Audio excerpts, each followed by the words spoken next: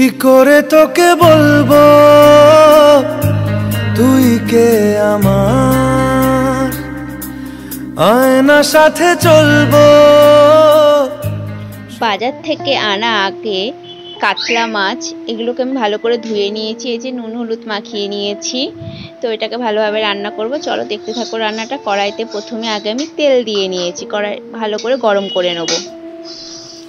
নুন হলুদ তো আমার মাখানো হয়ে গেছে, তোমরা দেখতেই পাচ্ছ এই কাতলা মাছগুলো।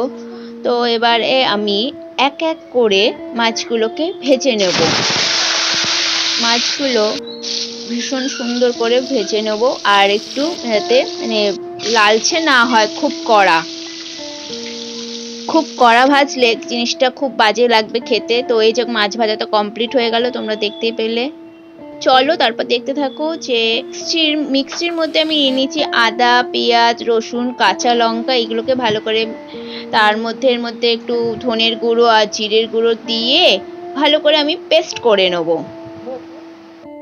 পেস্ট করা তো কমপ্লিট, এর মধ্যে নিয়ে নিয়েছি নুন আর হলুদ। তারপর আমি কড়াইতে এক এক করে আলুগুলো ভেজে নিচ্ছি। তো আলু ভাজা তো একটু সুন্দর করে নিতে হবে, লালচে লালচে যাতে হয়, খুব সুন্দর কালার আসবে দেখবে। একটু নুন দিয়ে দিও এর মধ্যে, নুন আর একটু হলুদ।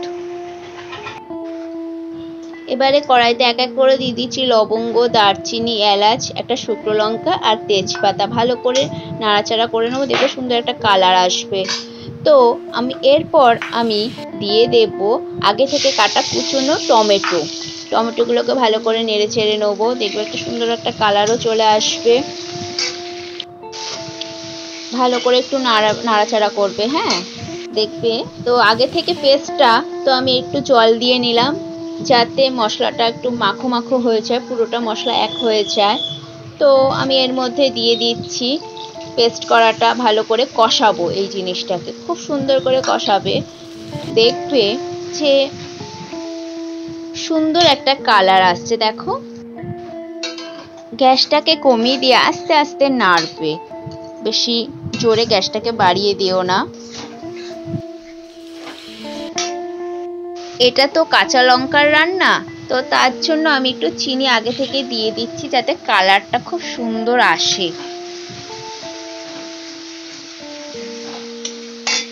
সুন্দর অপরূপ সেন্ট বেরোচ্ছে না, কি বলবো, কি ভালো লাগছে গন্ধটা, মনে হচ্ছে এখনই খেয়ে নি রান্না করতে করতে।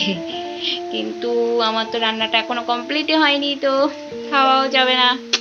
চলো রান্নাটা তাহলে তোমরা দেখতে থাকো কন্টিনিউ। থেকে এই যে আলু ভাজাগুলো দিয়ে দেবো,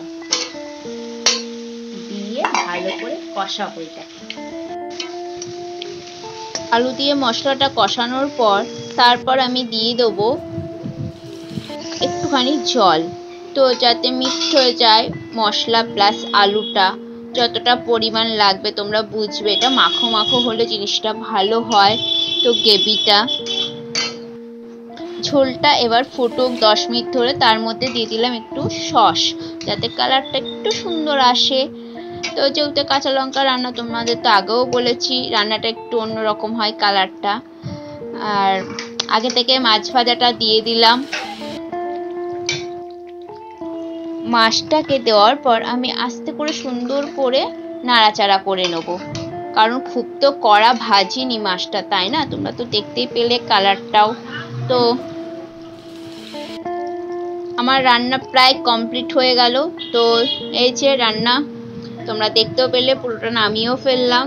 তো যাই হোক বন্ধুরা, তোমাদের যদি এই রান্নাটা ভালো লাগে বাড়িতে ট্রাই করে খেও। রাখি।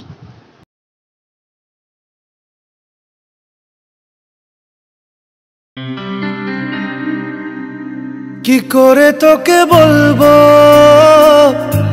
তুই কে আমার, আয়নার সাথে চলবো সব।